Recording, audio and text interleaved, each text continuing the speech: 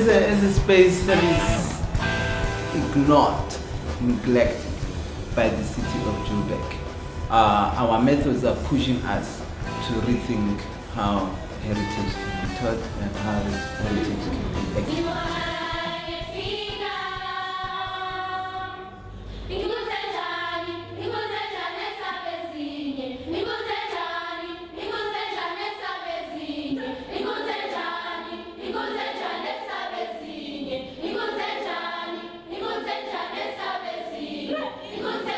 What we have today is what we call 56 years to the treason trial. In other words, 2012 marks 56 years since 156 leaders of liberation movements were tried for treason right here in this very same space. And also, you guys should know from the introduction that those leaders, some of them formed themselves into a choir called the Drill Hall Choir. So what is happening today is a historic moment in terms of a choir consisting of young people and young practitioners coming together to reimagine current songs in society and imagine the next songs that can be created together. It's not easy to speak about history to kids, especially. It's a boring subject, it's a very boring subject, but it's how we approach the subject of history. What are people coming here for if back in the day it was mostly about the mind? For you to begin to think about if you were to change this song and change Mafike into something or change the lyrics to speak about your own conditions, your own issues, what would those issues be and how would you change them? Yeah? So I want you all to start thinking about that. Don't Still read it all. Just read it. Oh. Read it. Mafike, I'm going away to Mafike. I'm going away to Kimba. I'm going away to Mafike. I'm going to leave you now. ×2. Now the train is ready for us to go. Time to be sorry. I'm going to leave you now. So currently you guys are singing choir songs, ne? Yes. Do you know where these songs come from? Your Mafike, your Arise and Shine and all of that. Do you know where they come from? Mafike, the other one comes from Mafike. The train was ready for him to go, and then he didn't have time to say goodbye to his or her friends. The person could have been coming from the rural areas to here in Johannesburg to come and work in the mines. Mm-hmm. Which rural areas? It was in Natal. Limpopo, Zimbabwe. Because there are mines in Mafike and there are also mines in Kimberley. So because people were going to see their families and stuff like that. I'm going away to Kimberley.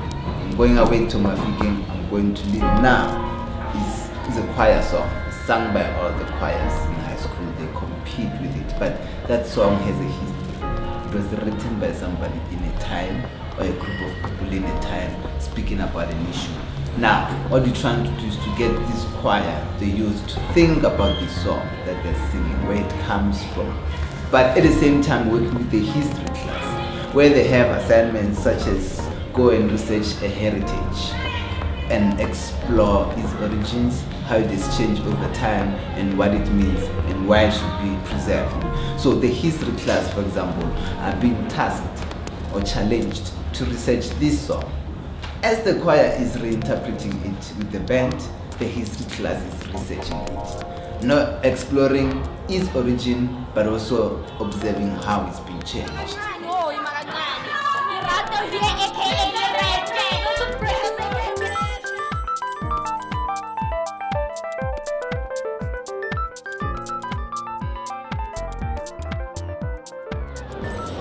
And in the walk, sing the walk. Because Freedom College, Delver Street, went for a couple of blocks after Park Central, and you pass a crazy clothing market there. There's like a whole lot of cops, hawkers, parked taxis and cars, passing by us. It's like dense and chaotic, you know? So we walk the kids among all this chaos, and imagine it's already dense, and you add 50 kids to that dance, it's like overpopulated. But the nicest part is like a performance, because these people never seen a group of blue uniforms just walking back and forth for like weeks on end, you know? So it was an interesting intervention, but at the same time, people are disrespectful of kids in uniform. Some of them say vulgar words to them, especially the girls, you know? It just gives you a social perspective of the innocent. And what do you think of what you're trying to do with the choir? Because since you guys started, you never played with a live band before, yeah? Yes. This is the first time. Are you guys comfortable with the changes we're trying to make? Yeah. And Hagen's gonna take us places, and we're happy.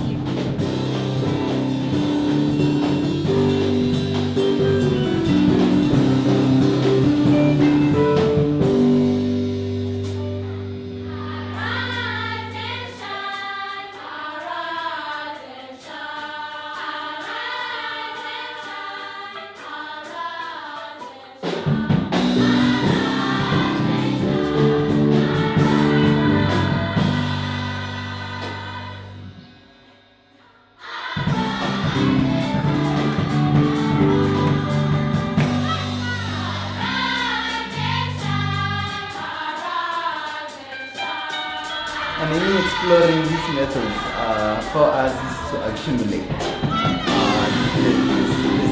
There's value in that because you have multiple perspectives of the same story or event.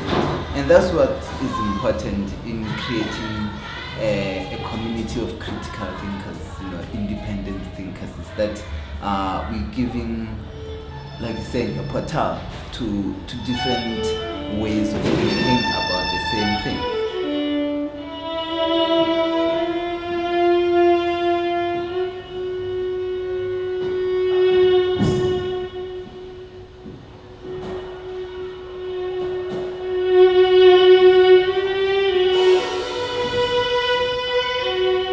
I was actually rehearsing down the road, and I'd heard the band, and I was just like, wow, they sound incredible. And so then I came up here, I wanted to know where this was coming from.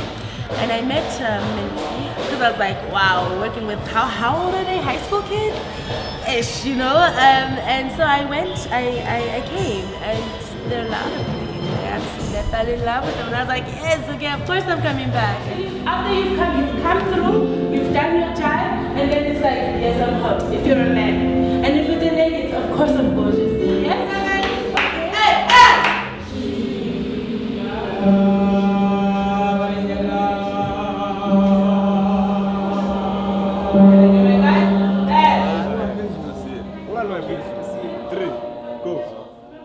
So initially when they called me here and they told me that what they said was it's going to be a bunch of kids from a certain college. To me, it's kind of like feeding what I know to them via what I love, which is music.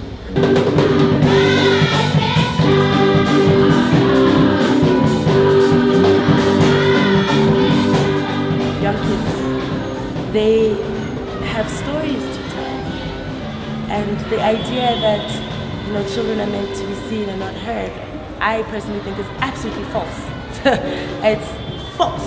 And I think that there's so many interesting stories and so many, things to learn. There's these pearls and gems of wisdom that you can pick up from a child, which may be worded in a very young way, but that doesn't necessarily mean that it's less wise or it's less insightful. I attended Freedom Community College, and I'm in grade 11, and I'm a historian. In class, we were asked, we're actually on the South African history, and we were doing the Defiance Campaign, the armed struggle, the treason trials. And our purpose for being here today was to actually hear it from a primary source, which was Mrs. Lynn Carnegie.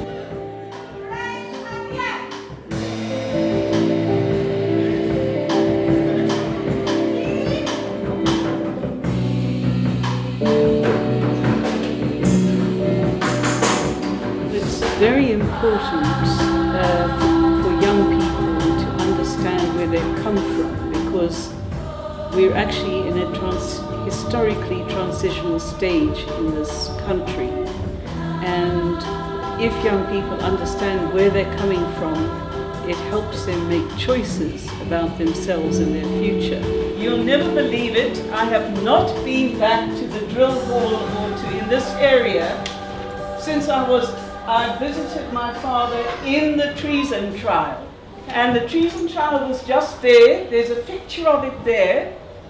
So I want to start with that.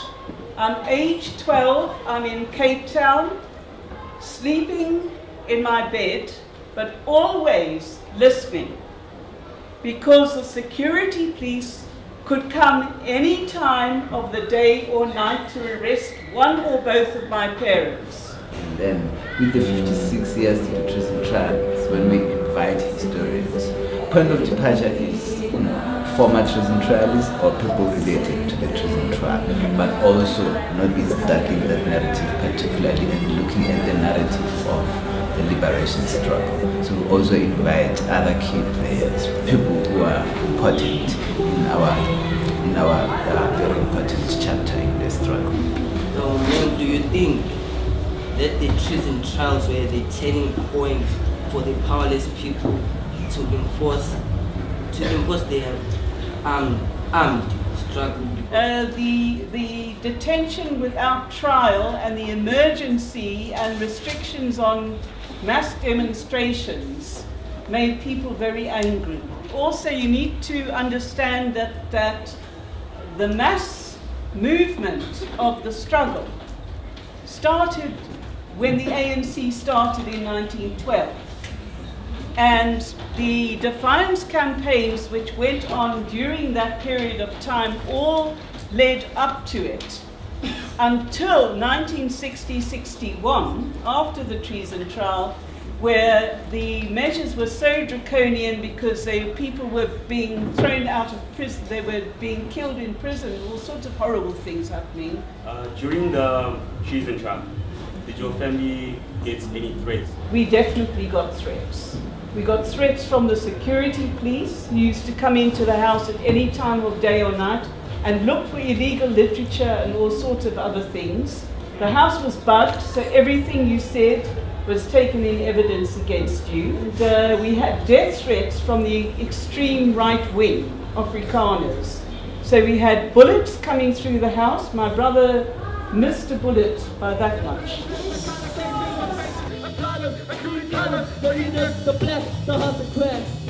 He says, solitude, being on my own, has made me criticize myself. I hope I'm not being too harsh with myself. Now he's saying strength and weakness are opposite poles in the dialectics of human living.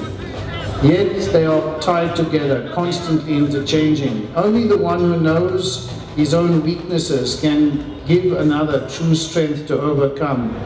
I guess my message to you is what I see you doing, or beginning to do now in your structures here. If history is a weapon and a tool, take it, learn how to use it, and use it the way you need to. it makes us like feel happy, feel exercised, to do so, to know how to sing actually. Yeah, we are trying also to sing. So yeah. And we learn many things. Yeah, we learn many things. Did you sing before this? No. This is our first being serious on choir. This is our first time. Because like when we did choir, it wasn't that serious. This is very amazing. Like our school choir is the first choir to sing in a city with a live band. Actually, it made me realize that not only you can survive by going to class, learning 1, 2, 3, what, but you can do some other things like singing, as far as I'm singing, and then schoolwork. So I'm just balancing it up. They've given us an opportunity to express our talents and have fun at the same time, while just doing something for the environment. Well, I mean, there's a lot of history here. There's a lot of projects that go around. Like they have a lot of history here in any way. Like you can't miss it, right? So it's just a matter of kids taking it and interpreting it into what they think it is now, you know? So I think that's why this project is quite wide, because it's like a 360, you know? Next generation, what happened, but bringing back that old stuff like the choir, the dancing,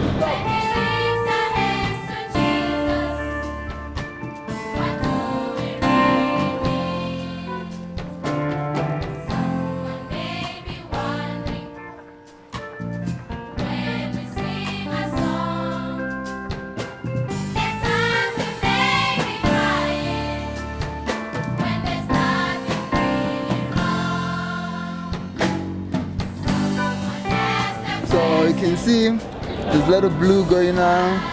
There's like clouds, and it's gonna stay like that until tomorrow morning, where there's gonna be a huge thunderstorm, and we're gonna sleep. Huh? Because it's been a hectic, how many weeks? 6, 7 No, weeks. 10. Yeah, actually more, because we extended that. We extended this one. Usually our after school program we estimated to be plus or minus 10 weeks. So this time around, it took us longer. Like, you know, this one really pushed us.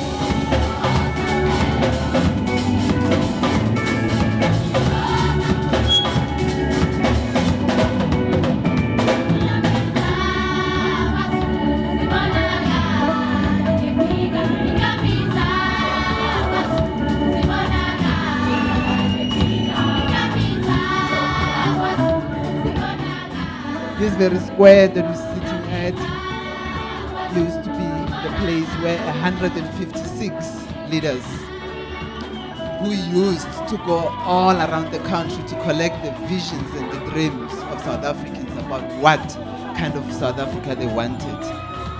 In 1955, they put together what was called the Freedom Charter. A year later, they were arrested and they were tried here for treason, for wanting to change this country for the better. So it is historical today that we have young voices thinking about freedom, thinking about the Freedom Charter and what it means today. We believe at Keleketla Library that with talent and art, we can build voices.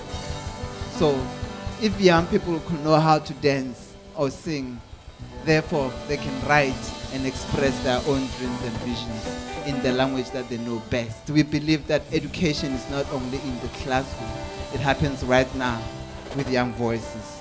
These things should be accessible. Every child should be able to have that opportunity. And some people are blessed in different ways. You know, some people will have the talent for it, others won't. But then I should be able to ascertain that by every child coming through.